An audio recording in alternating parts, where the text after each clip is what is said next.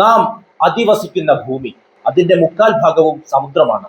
അതിൽ ഏറ്റവും വലിയ സമുദ്രം പസഫിക് സമുദ്രം. ഈ ഒരു മഹാസമുദ്രത്തിൽ ഒറ്റപ്പെട്ടു പോകുന്നതിനെ പറ്റി എപ്പോഴെങ്കിലും ചിന്തിച്ചു നോക്കിയിട്ടുണ്ടോ? എത്ര ഭയാനകമായിരിക്കും. ദിവസങ്ങളോളം ആ നീലപ്പരപ്പിൽ അലയേണ്ടി വന്നാലോ? മാസങ്ങളോളം? അത്രയ്ക്കൊക്കെ ചിന്തിക്കണോ? ഒരു സാധാരണ മനുഷ്യന് മാസങ്ങളൊക്കെ പിടിച്ചു നിൽക്കാൻ സാധിക്കുമോ?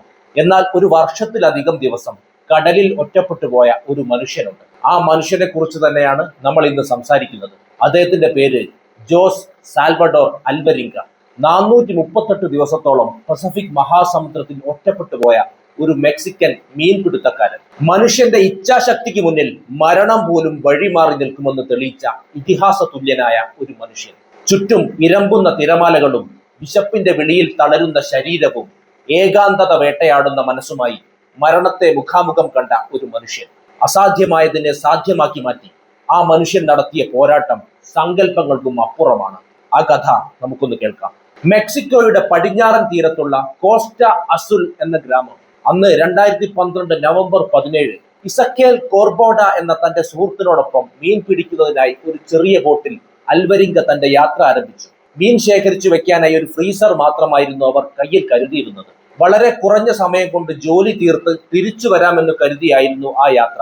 എന്നാൽ വിധി അവർക്കായി കാത്തുവെച്ചത് ഒരു വലിയ അപകടമായിരുന്നു. വളരെ കുറച്ചു ദൂരം പിന്നിട്ടപ്പോൾ തന്നെ വലിയ കാറ്റും മഴയും വരാനുള്ള ലക്ഷണങ്ങൾ കണ്ടു തുടങ്ങി. എങ്കിലും അത് കാര്യമാക്കാതെ അവർ യാത്ര തുടർന്നു. അങ്ങനെ കരയിൽ നിന്നും 120 കിലോമീറ്റർ അകലെ എത്തിയപ്പോൾ അതിശക്തമായി കാറ്റ് വീശുകയും മഴ പെയ്യുകയും ചെയ്തു. ഇത് കണ്ട് പരിഭ്രാന്തരായ അവർ ബോട്ടിന്റെ ഭാരം പരമാവധി കുറയ്ക്കാനായി അതിലുണ്ടായിരുന്ന വസ്തുക്കളെല്ലാം കടലിൽ തള്ളുകയും ചെയ്തു.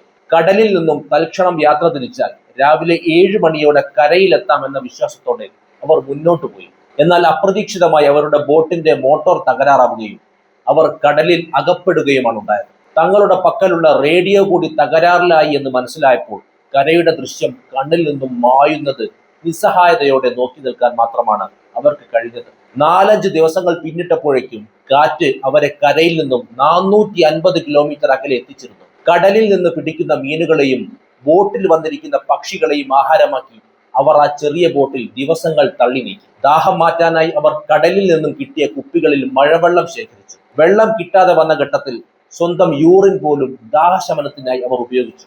എത്രത്തോളം നിസ്സഹായവും ഭീകരവുമായിരിക്കും ആ ഒരു അവസ്ഥ. മാസങ്ങൾ കഴിയും തോറും രക്ഷിക്കാൻ ആരെങ്കിലും വരുമെന്ന പ്രതീക്ഷ അവർ പതിയെ അവസാനിപ്പിക്കാൻ തുടങ്ങി. പതിയെ ആത്മഹത്യാ പ്രവണതകൾ പ്രകടമാക്കി തുടങ്ങിയ ഇസക്കേൽ വളരെ വൈകാതെ തന്നെ രോഗം മൂലം മരണപ്പെട്ടു. പിന്നീട് അങ്ങോട്ട് അൽവരിങ്ക ഒറ്റയ്ക്കായിരുന്നു. 11 മാസങ്ങൾ കഴിഞ്ഞപ്പോഴേക്കും അൽവരിങ്ക ഏകദേശം 8000 കിലോമീറ്റർ യാത്ര ചെയ്തിരുന്നു. അങ്ങനെ 2014 ജനുവരി 30 ബോട്ടിന്റെ സൈഡിലൂടെ നാളികേരം ഒഴുകി പോകുന്നതും പക്ഷികൾ ബോട്ടിൽ വന്നിരിക്കുന്നതും അദ്ദേഹത്തിന്റെ ശ്രദ്ധയിൽപ്പെട്ടു. താൻ ഏതാണ്ട് കരയുടെ അടുത്ത് എത്താറായിരിക്കുന്നെന്ന് അദ്ദേഹത്തിന് മനസ്സിലായി. അതിനുശേഷം ഏതാണ്ട് 1.5 ദിവസത്തിനു ശേഷം അദ്ദേഹം എബോൺ അറ്റോൾ എന്ന ദ്വീപിന്റെ കരയിൽ. ഭൂമിയിൽ മനുഷ്യർക്ക് എത്തിപ്പെടാൻ പ്രയാസമുള്ള ദ്വീപുകളിൽ ഒന്നാണ് ഈ ദ്വീപ്. ബോട്ടിൽ നിന്നും ചാടിയിറങ്ങി ആദ്യം കണ്ട വീട്ടിലേക്ക് അൽവരിങ്ക അത്യധികം സന്തോഷത്തോടെ ഓടിച്ചെന്നു. അങ്ങനെ 438 ദിവസങ്ങൾക്ക് ശേഷം അദ്ദേഹം ഒരു മനുഷ്യനെ കണ്ടുമുട്ടി. 438 ദിവസങ്ങൾ കൊണ്ട് 1.5 കിലോമീറ്റർ വേഗതയിൽ അദ്ദേഹം സഞ്ചരിച്ചത് 11,600 കിലോമീറ്റർ ആയിരുന്നു. ഈ ദ്വീപിൽ എത്തിപ്പെട്ടില്ലായിരുന്നെങ്കിൽ പിന്നീട് അദ്ദേഹം എത്തിച്ചേരുന്നത് ഫിലിപ്പൈൻസിലായിരിക്കും. അതായത് വീണ്ടും ഏകദേശം 240 ദിവസം കൂടി അദ്ദേഹത്തിന് സഞ്ചരിക്കേണ്ടി വന്നേനെ. പിന്നീട് ഫിലിപ്പൈൻസ് ഗവൺമെന്റ് വേണ്ട മെഡിക്കൽ കെയർ നൽകി അദ്ദേഹത്തെ മെക്സിക്കോയിലേക്ക് തിരിച്ചയച്ചു. എന്നാൽ മെക്സിക്കോയിലെത്തിയ അൽവരിങ്കയെ കാത്തിരുന്നത് തികച്ചും വേദനാജനകമായ ഒരു വാർത്തയായിരുന്നു. തന്റെ കൂട്ടുകാരനായ ഇസക്കേലിന്റെ കുടുംബം തനിക്കെതിരെ കൊലപാതകത്തിന് കേസ് കൊടുത്തിരിക്കുന്നു. കടലിൽ വെച്ച് ഇസക്കേലിനെ അൽവരിങ്ക കൊന്നുവെന്നും ഭക്ഷണമാക്കിയെന്നുമായിരുന്നു കേസ്. തെളിവുകളൊന്നും ഇല്ലാത്തതിനാൽ കോടതി അൽവരിങ്കയെ വെറുതെ വിട്ടു. ശേഷം അദ്ദേഹം തന്റെ അനുഭവങ്ങൾ ഉൾപ്പെടുത്തിക്കൊണ്ട് ഒരു പുസ്തകവും പുറത്തിറക്കിയിട്ടുണ്ട്. അല്ലെങ്കിലും ജീവിതങ്ങൾ പലപ്പോഴും അൽവരിങ്കയുടെ അനുഭവങ്ങൾ പോലെയാണല്ലോ. അവ പലപ്പോഴും കെട്ടുകഥകളെക്കാൾ വിചിത്രമാണ്. ഹൊസെ സാൽവദോർ അൽവരിങ്കയുടെ ജീവിതത്തെയും അതിജീവനത്തെയും കുറിച്ച് ഏറ്റവും ആധികാരികമായി പുറത്തിറങ്ങിയിട്ടുള്ളത് 438 Days An Extraordinary True Story of Survival at Sea എന്ന പുസ്തകമാണ്. പ്രശസ്ത പത്രപ്രവർത്തകനായ ജൊനാഥൻ ഫ്രാങ്ക്ലിൻ ഈ പുസ്തകം 2015 പ്രസിദ്ധീകരിച്ചത്. അൽവരിങ്കയുമായി നടത്തിയ മണിക്കൂറുകൾ നീണ്ട അഭിമുഖങ്ങളിൽ നിന്നും അദ്ദേഹത്തെ രക്ഷപ്പെടുത്തിയവരിൽ നിന്നും ലഭിച്ച വിവരങ്ങളും വെച്ചാണ് ഇദ്ദേഹം ഈ പുസ്തകം തയ്യാറാക്കിയത്. സമുദ്രമധ്യത്തിൽ അദ്ദേഹം അനുഭവിച്ച ഏകാന്തത, വിശപ്പടക്കാൻ ചെയ്ത കാര്യങ്ങൾ, അദ്ദേഹത്തിന്റെ മാനസികാവസ്ഥ എന്നിവയെല്ലാം ഈ പുസ്തകത്തിൽ അതിശയിപ്പിക്കുന്ന രീതിയിൽ വിവരിക്കുന്നുണ്ട്. സിനിമകളുടെ കാര്യമെടുത്താൽ അൽവരിങ്കയുടെ കഥ നേരിട്ട് പ്രമേയമാക്കി വലിയ ഹോളിവുഡ് ചിത്രങ്ങളൊന്നും ഇതുവരെ പുറത്തിറങ്ങിയിട്ടില്ലെങ്കിലും അദ്ദേഹത്തിന്റെ ജീവിതവുമായി സാമ്യമുള്ള ലൈഫ് ഓഫ് പൈ പോലുള്ള സിനിമകളുമായി ഈ കഥ പലപ്പോഴും താരതമ്യം ചെയ്യപ്പെടാറുണ്ട്. എന്നാൽ അദ്ദേഹത്തിന്റെ അതിജീവനത്തെക്കുറിച്ച് നിരവധി ഡോക്യുമെന്ററികളും സ്പെഷ്യൽ റിപ്പോർട്ടുകളും ലഭ്യമാണ്.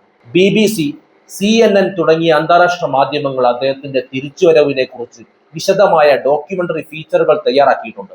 കൂടാതെ യൂട്യൂബിൽ തന്നെ അദ്ദേഹത്തിന്റെ ജീവിതത്തെ ആസ്പദമാക്കി നിർമ്മിച്ച നിരവധി വിവരണാത്മകമായ വീഡിയോകളും നമുക്ക് കാണാൻ സാധിക്കും. അൽവരിങ്കയുടെ കഥ വെള്ളിത്തിരയിൽ എത്തിക്കാൻ പല പ്രമുഖ നിർമ്മാണ കമ്പനികളും താല്പര്യം പ്രകടിപ്പിച്ചിരുന്നു. നിലവിൽ അദ്ദേഹത്തിന്റെ പുസ്തകത്തെ അടിസ്ഥാനമാക്കി ഒരു സിനിമയ്ക്കുള്ള ചർച്ചകൾ നടക്കുന്നുണ്ടെങ്കിലും അതിന്റെ ഔദ്യോഗിക റിലീസ് സംബന്ധിച്ച വിവരങ്ങൾ ഇതുവരെ ലഭ്യമായിട്ടില്ല.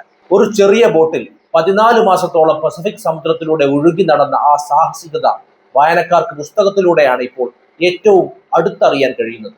എന്തൊക്കെയായിരുന്നാലും മരണത്തിന്റെ നിഴലിൽ നിന്ന് ജീവിതത്തിലേക്ക് തിരിച്ച് അൽവരിങ്ക നടത്തിയ ആ തിരിച്ചുവരവ് വെറുമൊരു രക്ഷപ്പെടലല്ല, മറിച്ച് മനുഷ്യന്റെ അജയ്യമായ അതിജീവന ശേഷിയുടെ പ്രഖ്യാപനമാണ്. കടൽ അയാളിൽ നിന്ന് എല്ലാം കവർന്നെടുക്കാൻ ശ്രമിച്ചപ്പോഴും പ്രത്യാശ കൈവിടാതെ പോരാടിയ ആ 438 ദിവസങ്ങൾ ലോകത്തെ ഇന്നും അത്ഭുതപ്പെടുത്തിക്കൊണ്ടിരിക്കുന്നു. സമുദ്രത്തിന്റെ ആഴങ്ങളെക്കാൾ വലിയ കരുത്ത് മനുഷ്യന്റെ മനസ്സിലുണ്ടെന്ന് തെളിയിച്ച അൽവരിങ്ക പോരാടാൻ തയ്യാറുള്ളവർക്ക് മുന്നിൽ പ്രതിസന്ധികൾ പോലും വഴിമാറുമെന്ന പാഠമാണ് നമുക്ക് നൽകുന്നത്. അസാധ്യമായതിനെ അതിജീവിച്ച ആ മനുഷ്യൻ ഇന്നും ലോകത്തിന് മുന്നിൽ ഒരു ജീവിക്കുന്ന അത്ഭുതമായി അവശേഷിക്കുന്നു. വീഡിയോയുമായി ബന്ധപ്പെട്ട നിങ്ങളുടെ അഭിപ്രായങ്ങൾ കമന്റ് ചെയ്യൂ.